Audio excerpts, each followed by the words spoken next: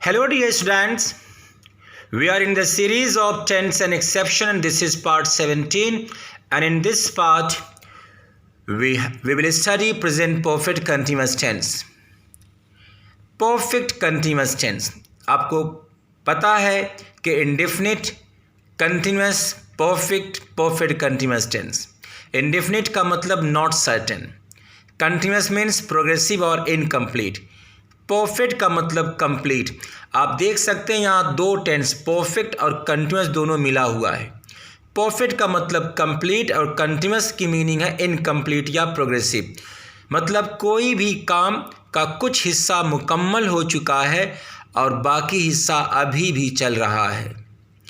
और ये देख सकते हैं प्रेजेंट परफेक्ट कंटिन्यूस क्या शो करता है। Present perfect continuous tense shows that an action started in the past and is continuing at the present time. Present perfect continuous tense show करता है कि एक काम जो पास्ट में शुरू हुआ और प्रेजेंट में अभी भी चल रहा है। प्रेजेंट परफेक्ट कंटिन्यूस टेंस की helping verb has been, have been है। और हिंदी में सेंटेंस में टाइम प्लस से और एंड में रहा है, रही है, रहे आए। टाइम प्लस से का क्या मतलब, जैसे वो सुबह से पढ़ रही है तो सुबह से, सुबह क्या है टाइम, फिर से सुबह से। मैं मंडे से यहाँ रुका हूँ, मंडे से। तो आप देख सकते हैं अगर हमने आपसे कहा और रुका हूँ का मतलब चल रहा है काम, उस सेंस में है। और अगर मैं बोलूँ मैं 2 साल से पढ़ा रहा हूँ तो आप देख सकते हैं टाइम प्लस से और एंड में रहा है, रही है, रहे आए। और वर्ब के फर्स्ट फॉर्म में आईएनजी लगता है। Has been, have been verb के फर्स्ट फॉर्म में आईएनजी। और हिंदी के सेंटेंस देखकर कैसे समझना है परफेक्ट कंटिन्यूअस है प्रेजेंट। टाइम प्लस से और एंड में रहा है, रही है, रहे आए। कंस्ट्रक्शन आप देख सकते हैं सब्जेक्ट हेल्पिंग और हैज़, हैव, और नॉट है तो नॉट, उसके बाद बीन।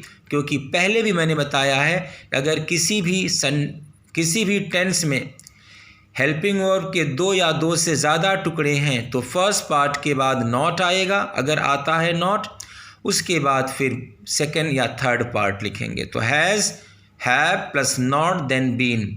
वर्ब के फर्स्ट फॉर्म में ING, then object, then complement, और उसके बाद प्रीपोजिशन सिंस या फॉर, और उसके बाद टाइम लगेगा।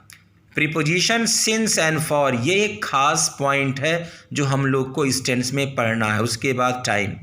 आपके दिमाग में आ सकता है कि इस कॉम्प्लीमेंट के बाद आपने preposition since and for plus time लिखा, ये क्या है, सेंटेंस का कौन सा टुकड़ा कहलाएगा? ये भी कॉम्प्लीमेंट का टुकड़ा कहलाएगा।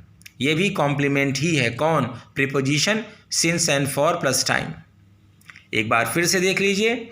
सब्जेक्ट हैज़, हैव फर्स्ट टुकड़ा, उसके बाद अगर नॉट है तो नॉट, और नहीं है तो हैज़ बीन, हैव बीन, अगर है तो has not been, have not been.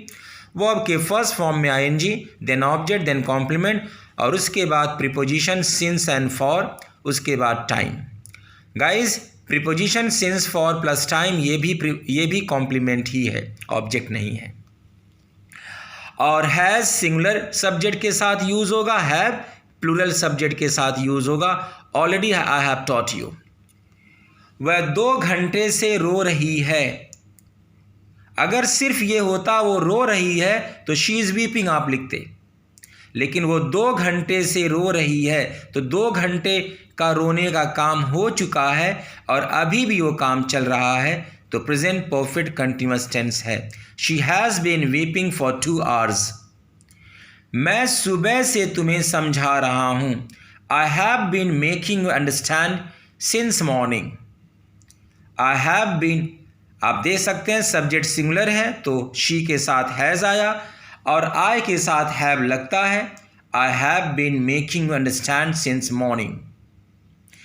एक बात यहाँ फिर उठता है कि सिंस कहाँ लगाएं, फॉर कहाँ लगाएं। अभी देखिए 2 hour के पहले फॉर लग गया और मॉर्निंग के पहले सिंस लगा। Let us study.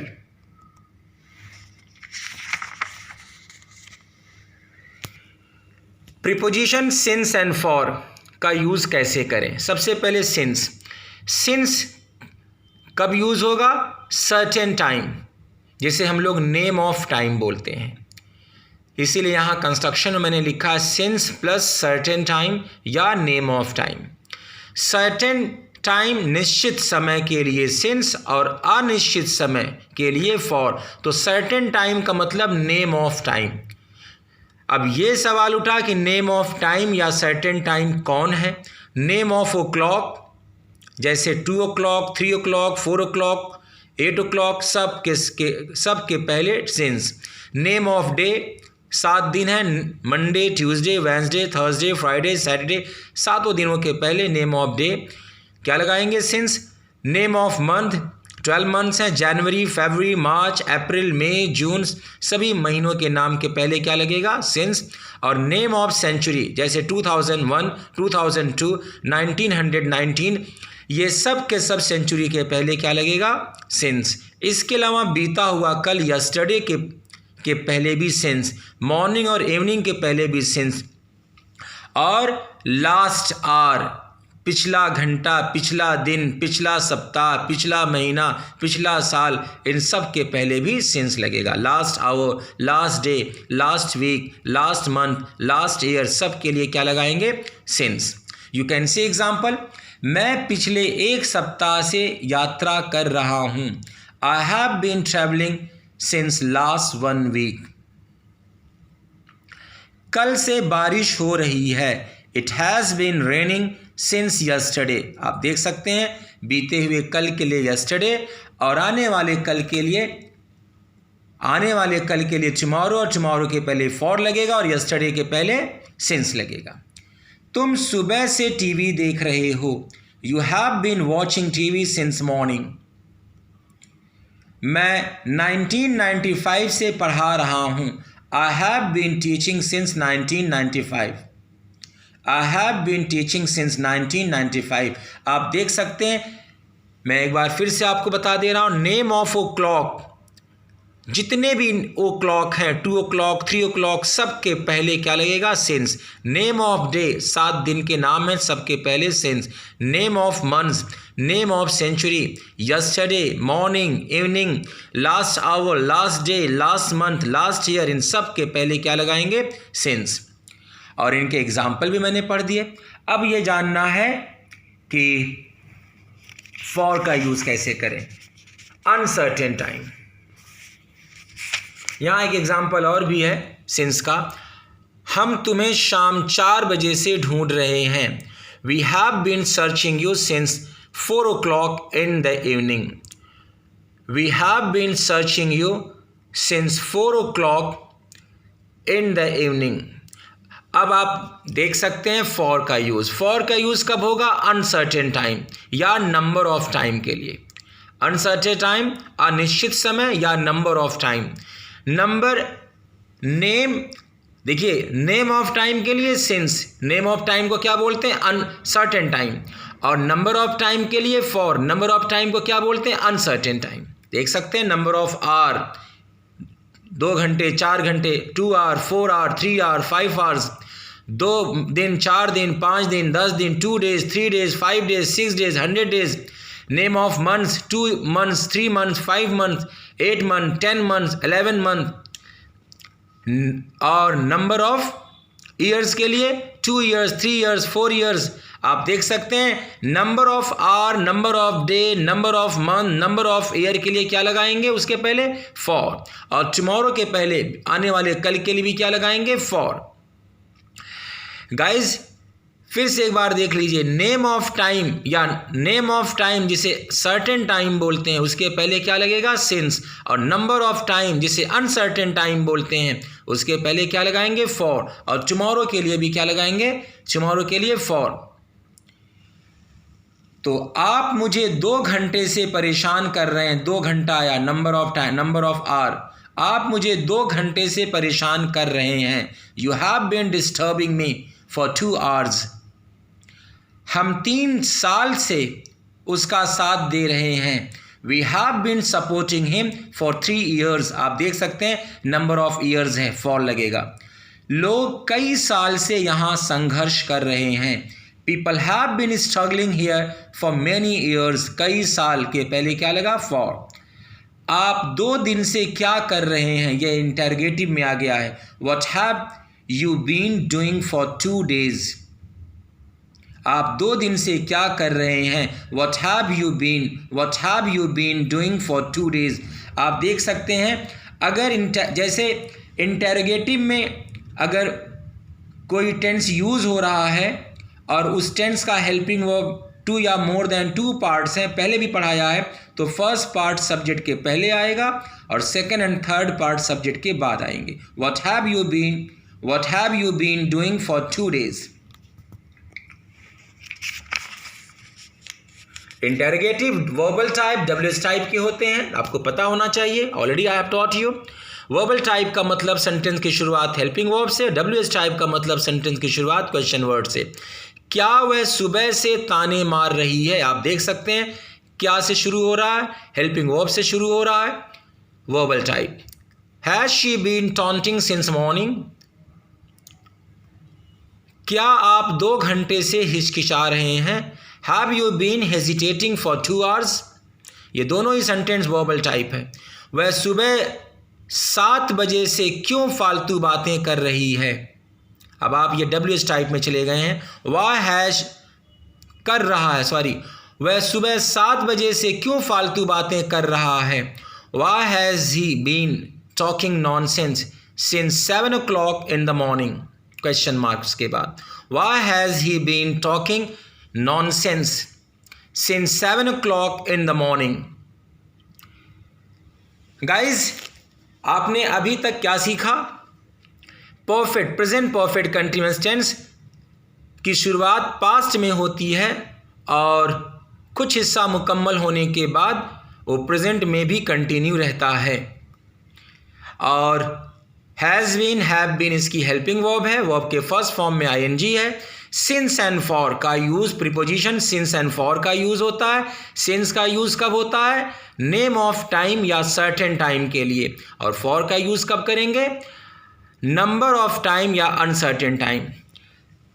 गाइज कुछ ऐसे सेंटेंस हैं जहां पर सिंस एंड फॉर का यूज़ नहीं होता है, आप देख सकते हैं रिमार्क में, sentence of perfect continuous tense without preposition since and for, जहां सिंस एंड फॉर की जगह हम थ्रू एंड थ्रू आउट का यूज़ करते हैं। Preposition through and throughout का यूज़ करते हैं, जिसकी मीनिंग होती है सारा या सारी रात, मतलब शुरू से लेकर आखिर तक।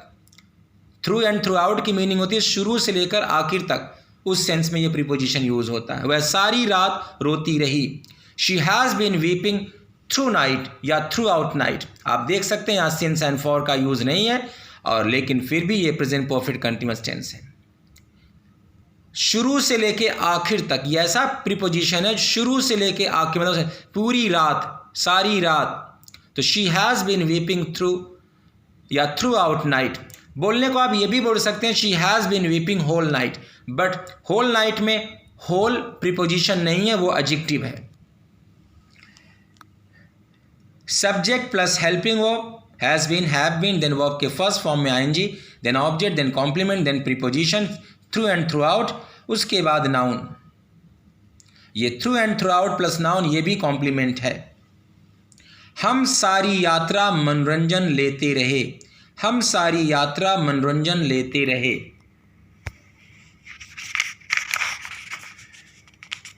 We have been getting fun throughout journey. We have been getting fun throughout journey या through journey या whole journey भी आप बोल सकते हैं। सारी जिंदगी वह संघर्ष करती रही। She has been struggling throughout life या through life। Throughout and through preposition है, जिसकी यूज़ कब करते हैं, शुरू से लेके आखिर तक। तो she has been struggling through life या थ्रू आउट लाइफ। बोलने को आप ये भी बोल सकते हैं whole life, but whole preposition नहीं है, एडजेक्टिव की तरह यूज़ होता है। सारा दिन वह क्रिकेट खेलता रहा। He has been playing cricket whole day. आप बोलने को थ्रू डे या थ्रू आउट डे भी बोल सकते हैं। He has been playing cricket whole day. वह मुस्कुराती रही। आप देख सकते हैं यहाँ एक अलग अंदाज में है जहाँ पर कोई प्रीपोजिशन नहीं यूज़ हो रहा है। वह मुस्कुराती रही, शी हैज़ बिन स्माइलिंग। मैं शिकायत करता रहा, I have been complaining. Guys, हमारे माइंड में यह भर दिया जाता है कि परफेक्ट कंटिन्यूअस टेंस में ही प्रीपोजिशन सिंस एंड फॉर का यूज़ होता है। ऐसा नहीं है। वर्ब टू बी में यूज़ होता है, वर्ब टू हैव में यूज़ होता है, प्रेजेंट पास्ट इंडेफिनिट में यूज़ होता है। देख सकते हैं रिमार्क पॉइंट के नाम पे क्या, use of since for in other tenses. वह सुबह से भूखी है, she is hungry since morning. आप देख सकते हैं वह भूखी है, तो आप क्या बोलेंगे, she is hungry, verb to be है, ऑलरेडी पढ़ाया है। वह घर पर है, तो आप क्या बोलेंगे, ही इज़ एट होम। लेकिन अगर यही बात मैं ऐसे बोल दूं, वह सुबह से घर पर है, तो he is at home since morning. ये वर्ब टू बी का एग्जाम्पल है और वर्ब टू बी में सिंस एंड फॉर का यूज़ हो रहा है। तो वह सुबह से भूखी है, she is hungry since morning, she is hungry since morning. मेरे पास 2 साल से कार है। अगर आपसे मैं बोलूँ मेरे पास कार है, I have car, verb to have. लेकिन अगर मैं यही बात ऐसे बोलूँ, मेरे पास 2 साल से कार है, सिंस एंड फॉर का यूज़ हो गया। I have car for 2 years, verb to have में आ गया है सिंस एंड फॉर। उसने सुबह से कुछ नहीं खाया, ही एट नथिंग सिंस मॉर्निंग। देख सकते हैं पास्ट इंडेफिनिट में सिंस एंड फॉर आ गया, सिंस का use. He ate nothing since morning, या he did not eat anything since morning. He didn't eat anything since morning. मैं उसे 4 साल से जानता हूँ, मैं उसे जानता हूँ, present indefinite, I know him। मैं उसे 4 साल से जानता हूँ, अभी भी प्रेजेंट इंडेफिनिट है, बट यहाँ पर सिंस फॉर का यूज़ हो रहा है, यहाँ फॉर के शक्ल में आया है। I know him for 4 years, I know him for 4 years। Okay guys, take care, thank you so much. आप देख सकते हैं हम लोगों ने ढेर सारी इन्फॉर्मेशन ले ली। Keep watching and keep studying. Take care, thank you so much.